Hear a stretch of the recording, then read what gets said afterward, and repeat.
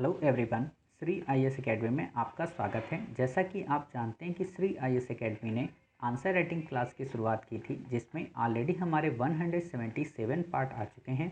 ये हमारा पार्ट 178 है। इसमें हम देखेंगे कि आपके द्वारा हमारे टेलीग्राम चैनल पर किस प्रकार का प्रश्न भेजा गया, उसे आपने किस तरीके से लिखा और वास्तव में आपको उसे कैसे लिखना है। तो चलिए शुरू करते हैं। जैसा कि आप देख रहे हैं, ये प्रश्न आपके द्वारा हमारे टेलीग्राम चैनल पर भेजा गया। तो सबसे पहले हम आपके इस प्रश्न को पढ़ेंगे, फिर आपके उत्तर को पढ़ेंगे और देखेंगे कि वास्तव में आपने इसे कैसे लिखा है और आपको इसे कैसे लिखना है। क्लियर? तो आपका प्रश्न है, बसीन की संधि ने अपनी प्रत्यक्ष और अप्रत्यक्ष संक्रियाओं के माध्यम से कंपनी को भारत का साम्राज्य दिलाया। टिप्पणी कीजिए। काफ़ी अच्छा प्रश्न है। आपने लिखा है, बसीन की संधि 1802 में पेशवा बालाजी बाजीराव द्वितीय व कंपनी के गवर्नर वेलेजली के मध्य, जिसके प्रावधानों के आधार पर कुछ इतिहासकारों द्वारा ये कहा गया कि इसके प्रावधान प्रत्यक्ष या अप्रत्यक्ष रूप से संपूर्ण भारत को कंपनी के अधीन ला दिए। यदि इन प्रावधानों को देखें तो इसके अंतर्गत मराठे प्रथम बार कंपनी के संरक्षण में आ गए, क्योंकि बालाजी बाजीराव ने सहायक संधि स्वीकार कर ली। अब देखो, यहाँ पे यही मैं सोच रहा था और यही गलती आपने यहाँ पे कर दी। ये बालाजी लगाने की क्या ज़रूरत थी? क्लियर? जब बाजीराव द्वितीय हम हमेशा पढ़ते हैं और कभी भी जब आप ये लगा देते हो ना, तो वास्तव में फिर आप एक नए पर्सनैलिटी को वहाँ ऐड कर देते हो। और देखो, यही गलती आपने यहाँ पर कर दी। यहाँ पे बालाजी बाजीराव द्वितीय लिखा, यहाँ पे आपने क्या लिखा? बालाजी बाजीराव। इससे क्या पता चल रहा कि बालाजी बाजीराव कब था? 1720 के बाद। क्लियर? और अब आप किसको लिख दे रहे हो? सॉरी, 1740 के बाद बालाजी बाजीराव आते हैं अपने मतलब पिता के मरने के बाद, बाजीराव प्रथम के बाद। तो अब आपने उनको लिख दिया, तो ये कहाँ से? और ये तो 1761 में मर जाते हैं। समझ गए? तो आपको ऐसे नहीं लिखना है, यही एस्पायरेंट में गलती हो जाती है। चलिए, फिर आपने लिखा है, गुजरात, ताप्ती तथा नर्मदा के प्रदेश और उपजाऊ तुंगभद्रा नदी के सभी समीपवर्ती क्षेत्र कंपनी को, क्लियर, सूरत जैसे तटीय क्षेत्र कंपनी को, जो कि आर्थिक रूप से महत्वपूर्ण थे। मराठों ने अपनी स्वायत्तता को खो दिया, अर्थात निजाम और गायकवाड़ के मध्यस्थता स्वीकार कर ली। किसकी मध्यस्थता? कंपनी की। आंतरिक निर्णय की क्षमता भी क्षीण हो गई इस प्रावधान से कि अब मराठा क्षेत्र में कोई कोई ये क्या है? कोई गैर अंग्रेज यूरोपी नहीं प्रवेश करेगा। कोई भी गैर अंग्रेज यूरोपी प्रवेश। साथ ही विदेशी मामले अब कंपनी के अधीन। हालांकि भारत के साम्राज्य को प्राप्त करने के तर्क को देखें तो इतिहासकारों द्वारा कहा गया कि पेशवा मराठों का अध्यक्ष तथा मुगल सम्राट का वकील उल मतलब था, इसलिए पेशवा की अधीनता से उनके अधीनस्थ सरदार भी स्वतः कंपनी के अधीन हो जाएंगे। किंतु मराठा के अधीन क्षेत्रों में होलकर, सिंधिया व भोसले ने इस संधि का विरोध किया, जबकि गायकवाड़ ने कंपनी के अधीन बने रहे। अर्थात बसीन की संधि पर अंतिम मुहर लगनी बाकी थी, जो कि आगे चलकर कई संधियों जैसे देवगांव की संधि, सुरजी अर्जन राजपुर घाट की संधि माध्यम से बसीन की संधि की पुष्टि हुई। हालांकि वास्तव में बसीन की संधि के अंतर्गत कंपनी को कुछ ही क्षेत्र की प्राप्ति हुई थी। साथ ही अभी तृतीय आंग्ल मराठा होना शेष था। मराठा होना शेष था, क्या शेष था? और पंजाब की रियासत का अधीन भी बाकी था। अतः ये कहना अतिशयोक्तिपूर्ण है कि बसीन की संधि से भारत में साम्राज्य की स्थापना होगी, मगर यह अवश्य कहा जा सकता है कि भविष्य में भारत के साम्राज्य की स्थापना के लिए उत्पन्न होने वाली प्रमुख बाधाओं में से एक बाधा को समाप्त कर दिया। देखिए, निष्कर्ष आपने सही लिखा है, थोड़ा सा ये 3 से 4 लाइनें। बाकी आपने उत्तर लिखा है, मुझे यही नहीं समझ में आ रहा है कि आपने जब अपने इस प्रश्न के उत्तर को पढ़ा होगा तो आप कितनी जगह पे रुके होंगे, क्योंकि आप खुद ही देख रहे हो, जब मैं पढ़ रहा हूँ तो मुझे खुद ही फ्लो बनाने में दिक्कत आ रही।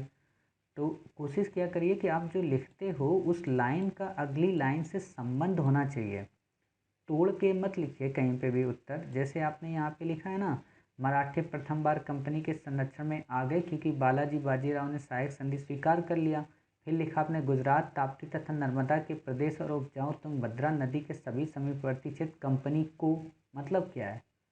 फिर आपने लिख दिया, सूरत जैसे तटीय क्षेत्र कंपनी को, जो कि आर्थिक रूप से महत्वपूर्ण थे। कंपनी को, ये को का मतलब क्या है? जब आप संधि ही लिख रहे हो तो आप इसे ऐसे लिखो ना कि इन बसीन की संधि के प्रावधानों के अंतर्गत कंपनी को कई सारे क्षेत्र प्राप्त हुए। या कई प्रकार की रियायतें मिली, जैसे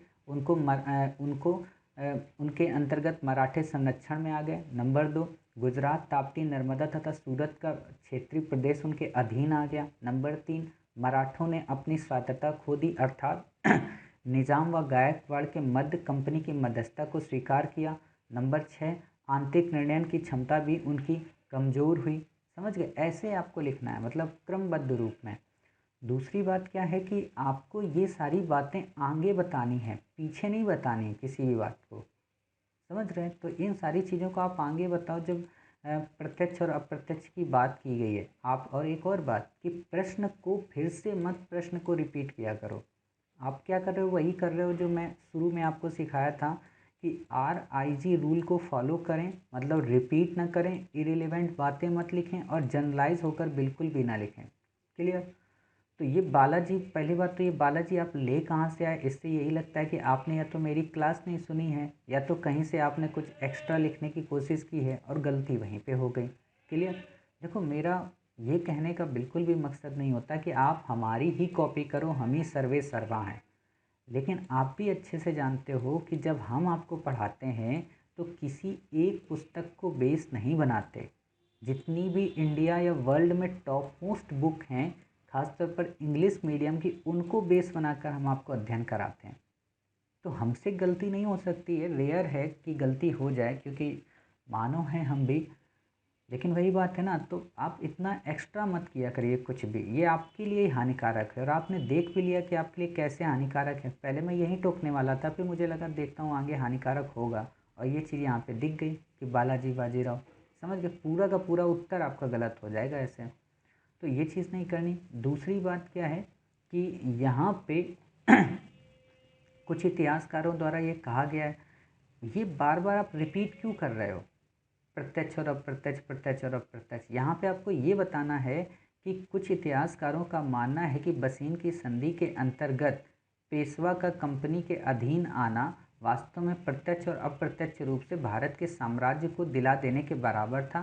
कारण पेशवा उस समय मराठा सरदारों का प्रमुख होता था तथा मुगल साम्राज्य का वजीर ए मुतलक होता था। ऐसे आपको बस अपनी इस लाइन में केंद्रित कर देना है। अब आपकी 3 से 4 लाइन में केंद्रित हो गया। क्लियर? साथ ही उन इतिहासकारों ने बसीन के संधि के प्रावधानों को भी बेस बनाया भारत के साम्राज्य को लेकर, जिसके अंतर्गत उन्होंने बताया कि इस संधि में मिले मराठे के क्षेत्र, गुजरात का, सूरत का, साथ ही मध्यस्थता, ऐसे आपको क्रम वाइज बता देना है। और एक और बात, देखो आप फिर वही गलती कर रहे हो। मैंने उस दिन भी आपको समझाया था कि का, खा, गा, घा, ये कुछ मत लिखो भाई।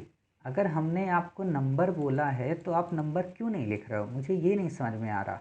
आपको लग रहा होगा कि सर ऐसा आप क्यों कह रहे हो बार बार, का लिखने में क्या दिक्कत है? तो का लिखने में दिक्कत जानते हो क्या होती है? आप लोग इस चीज़ को नहीं समझते हो। जब आप का बनाते हो तो ऐसे करके बनाते हो आपका, फिर ऐसे ये लगाते हो, तो इतना करने में आपके 10 सेकेंड चले गए। समझ गए?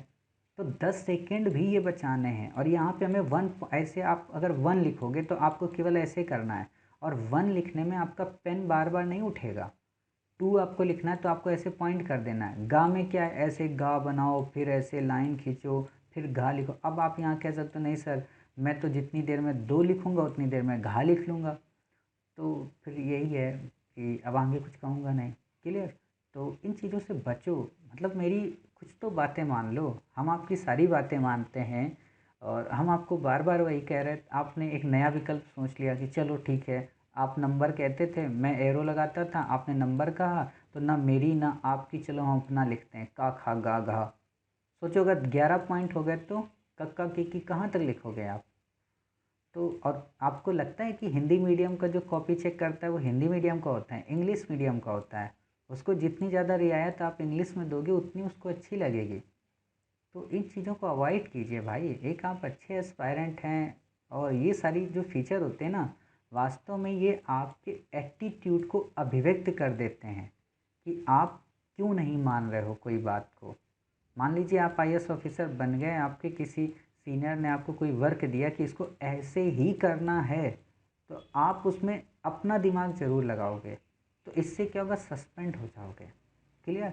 तो थोड़ा बहुत मानिए। मुझे ख़राब लगता है कि बार बार आप जैसे सीरियस स्टूडेंट्स को, देश के भावी आईएएस को डांटना पड़ता है, क्योंकि मैं किसी को डांटता तो हूँ नहीं कभी भी, समझ गए। तो ये सारी चीज़ें आप सुधारिए। और ऑलरेडी हम आपको फ्रेम देते हैं, आप लोग फ्रेम को देखकर, फ्रेम को डिस्कस करने के बाद, क्लास को पूरी सुनने के बाद फिर भी आंसर क्यों नहीं लिख पा रहे, मुझे यही नहीं समझ में आ पा रहा कि और हम कौन सी रियायत आपके लिए करें। कि हम ये सोच रहे कि हम एक काम ये भी कर सकते हैं कि आपको फिल इन द ब्लैंक्स के रूप में देने की शुरुआत करें और बोलें कि आपको इसमें बीच बीच में बस शब्द भरने हैं, हो सकता है तब आप लोग वैसा आंसर लिख पाएँ।